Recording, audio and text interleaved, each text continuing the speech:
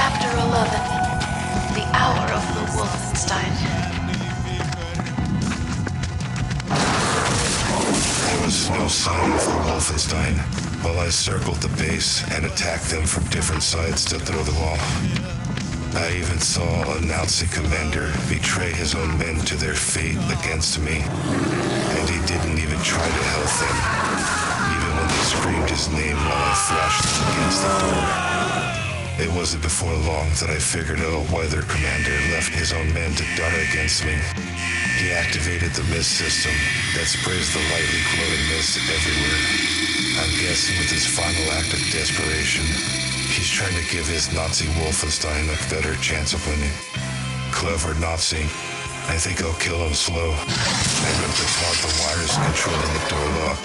Then I opened the door, and I ripped out that Nazi commander's guts and left him gasping his last breaths on the ground like a fish out of water. I was just enjoying the view of my own handiwork when I hear the muffled screams of people behind a wall of glass. Russian screams. I see Russian POWs through an observation window next to the commander's office. I'm Russian like you. I'm gonna get you people out of here. I say to them through a microphone as I do my best with my inhuman bear voice. They look somewhat relieved. Then I tell them the rest. They have been overrun by me as a bear soldier, and now they will have to survive their way down the mountain. The room is silent for a moment, then I hear, "Give us weapons if you want us to live down the mountain." one man cries out from the tattered and torn punch on the other side of the glass. Everyone here could pull their own weight. A girl in a red coat yells out, I'll do the best I can. I say, now feeling grounded in my obligations to my own people. I must try harder and be smarter, and now I can't afford to lose. I'm careful to look out for my mortal enemy while I bring my comrades tools and weapons and throw them through the open door. The Wolfenstein and others are still out there. I'm going to create a diversion and lure the worst of them. You're on your own after that. I tell them with expediency. The only thing I could do for them was what I came to do. I must be smarter and deadlier than my foe. I can't underestimate the cunningness of my enemy. I journey outside with a bag of grenades and hope for the best. Later, the Russian POWs are barricaded inside the holding cell with large pieces of metal debris pinned against the door, while women and children hide under makeshift shields as able-bodied men and women train German firearms at the door.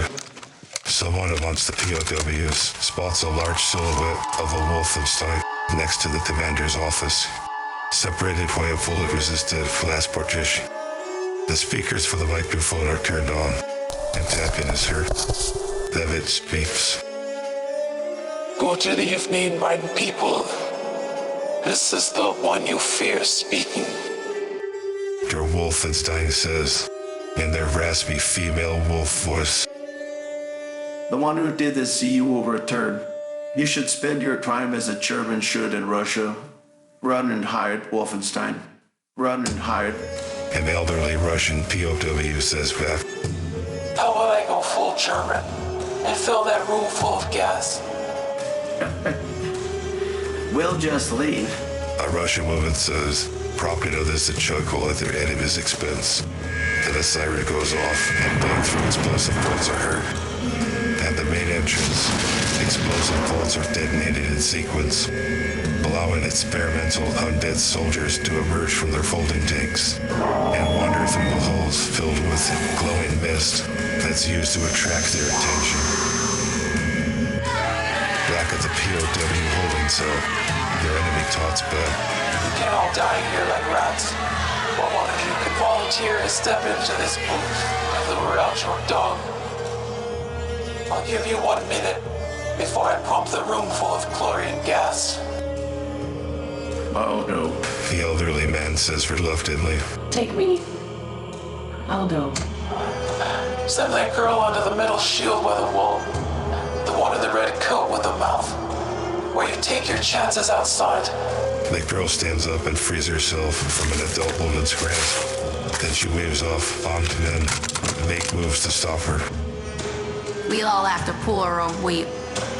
She says with a harsh life experience in her voice. Never been a churber that kept a promise. How do I know you're not just gonna kill me when I get there? The girl in the red coat says, I'll tear all the other monsters in half if they try to stop you. With me, you can't possibly be any safer. Is that a deal? the deals don't get better from here. The girl in the red coat looks back at everyone else with that in mind, who looks at her to make her decision. Then she looks over the silhouette of the Wolfenstein and nods her head affirmatively. The girl in the red coat slowly makes her way to the door, where she is handed a knife by an older girl through a hug. What's your name? The older girl asks her. Sophia. Take care, Sophie. Two men open the barricade, and an undead soldier sees the girl and becomes aggressive. Then a smartly aligned hand pierces through the undead soldier's stomach, and the soldier raises up out of the doorframe. Then two halves of the undead soldier are thrown past the POWs. A bloody, clawed hand slowly reaches into the door and beckons someone to come out. Now that you ripped the German that keeps their promises, don't you feel safer, Fraulein? Oh, come with me, or I'll gas you all. That's a promise. Sophia looks back at everyone, not in fear, but in defiance. She accepts the Wolfenstein's challenge and leaves the room, while everyone else looks on in stunned silence. From outside, the voice of Sophia on those speakers is loud, and the echoes ring for hundreds of yards beyond the outside of the facility.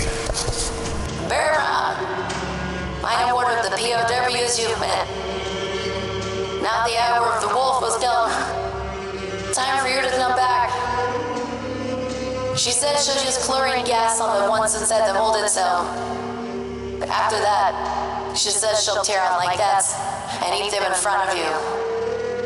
Bearman, if you can hear me, please save us. Just before Sophia finishes relaying the Wolfenstein's message, a massive explosion rocks the facility and knocks Sophia to the ground, where she sees the Wolfenstein leave in her fury. Then she pulls out her knife.